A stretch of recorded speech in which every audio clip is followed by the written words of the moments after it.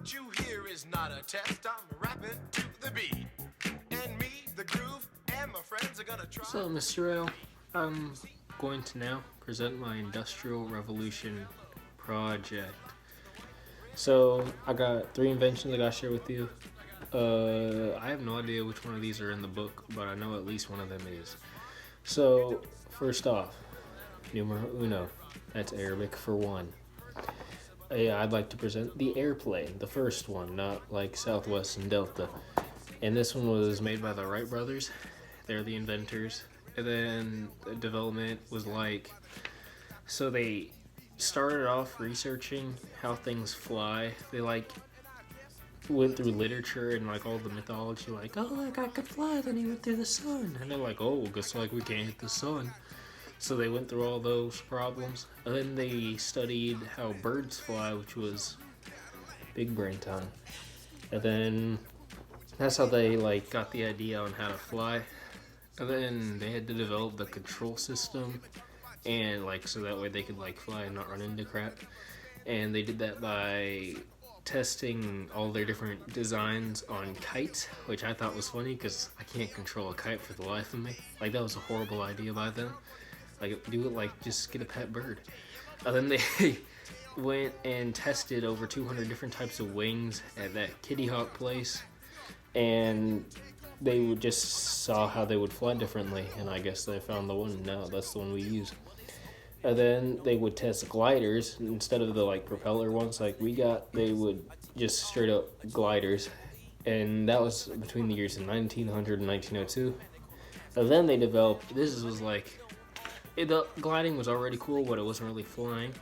So then they did the really important thing, which was they developed a propulsion system. And that was just a propeller with the engine, which we kind of see as just, oh, that's okay. But back then, I guess that was crazy because that's how you could fly. And then their first successful flight was on December 17th, 1903. That's the main point.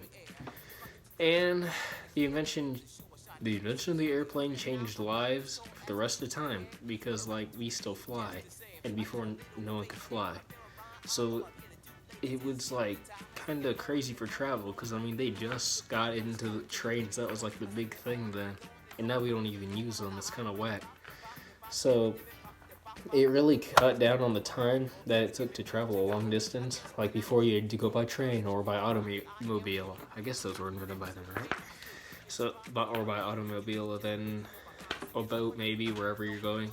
And now all you gotta do is hop on a plane, straight shot to there. And then you also don't have to worry about any land problems.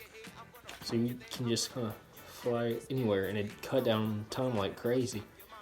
So instead of taking a 4-day trip to drive somewhere, you can just take a 4-hour trip and fly somewhere. Yeah. Next up, we got the telephone, and the telephone was awesome because it was almost accidentally discovered. Alexander Graham Bell, who was the inventor, he was trying to improve the telegraph, which is the Morse code beep, beep, beep thing. And then, so he had funding from his father-in-law. He had everything ready. And then one day, while he was building the new one, he discovered he could hear a sound over an electrical wire. And you're Morse code, or I could just talk to the person. Let's not be difficult and just talk to the person. So then he's oh, time to invent a telephone. So then he tested, and then his first successful test was he asked his assistant to go, he's I need to talk to you. But he did it the guy was in a different room. Dude, that would have been so freaky. And that's how he tested it. That was essentially just the development of it. It was a kind of a failed experiment. Well, not really failed, but an accidental side effect of an experiment for the telegraph. And then, in my opinion, it was possibly the most revolutionary idea of the second industrial revolution because it's so useful now. Obviously, airplanes are useful, but we don't use them as every day, but we use our phones all the time. So I figured that's probably the most useful invention that I covered, at least, of the second industrial revolution. And it's awesome because before that, you either had to talk in Morse code, which sucked because you had to learn essentially a new language, or you send a letter, but that took days and weeks to get somewhere, then days and weeks to get a reply, right? Psych, guess what? Telephone's like, I can just talk to someone real time, but full words. So it's kind of like awesome because you don't have to wait for Granny to tell you that she's not dead, or you don't have to learn Morse code. So it's like, boom, win-win. So yeah, I think the telephone had a positive impact on the world. It gets a thumbs up from me. But the cellular phone, I think, wasn't. I think we should still have rotary phones. That would have been awesome. So that's the telephone. Alright, the last invention is the transatlantic radio. I'm not sure a lot of people covered this. This wasn't in our book, I don't think. I think I just Googled inventions and this came up. And, okay, get this. This is what the inventor's name is. Let's see if I can do this. Guglielmo Marconi. Is that not the wildest name you ever heard? Guglielmo. He got teased in middle school. Brat. And so, one day, Guglielmo, I'm just going to call him Mark, because his last name is Marconi. And so Mark became interested in radio waves one day. So he was like, he was like rich and stuff. So he's like, I wonder if I can just make my own like radio thing. So he did it, and it could only send waves like a mile away. So it was like, oh, time to go to like the government of Italy, because he's Italian, and be like, can you sponsor me? And they're like, no, we're too busy sponsoring YouTubers. So then he's like, heck, I guess I'm gonna go to London. So he went to London, and then a whole bunch of people were down for it. They're like, yeah, dude, you should like send radio waves really far.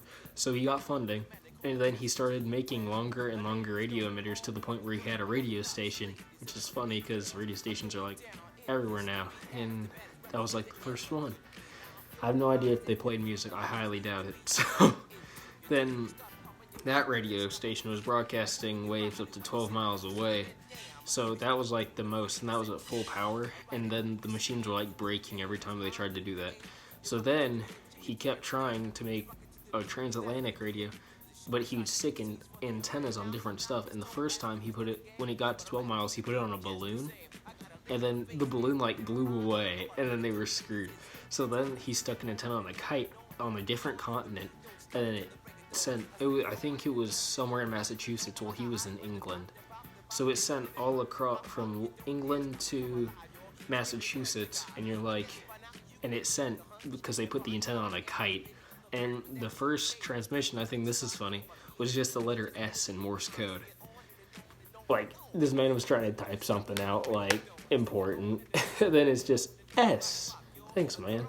So, I think it was positive. Had positive effects on the world because it gives us means to send messages further than a wire could stretch, because like with the telephone you had to have a wire going everywhere. So then I saw a picture one time on this news article, and there were wires like everywhere, and that's how you could talk to people. But with radio waves you don't have to. You could just talk to them further than a wire could go, because a transcontinental wire might get a little tangled up in a boat. So yeah, those are my inventions. Hope you liked it. I got some pictures. Here's the first airplane.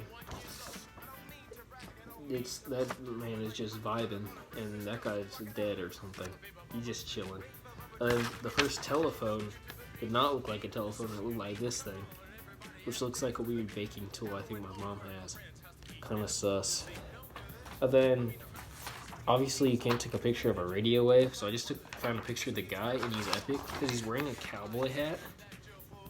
Like, how cool is that? He's just chilling, making waves, and it's very epic. And those are my inventions. See you, Mr. Lewis.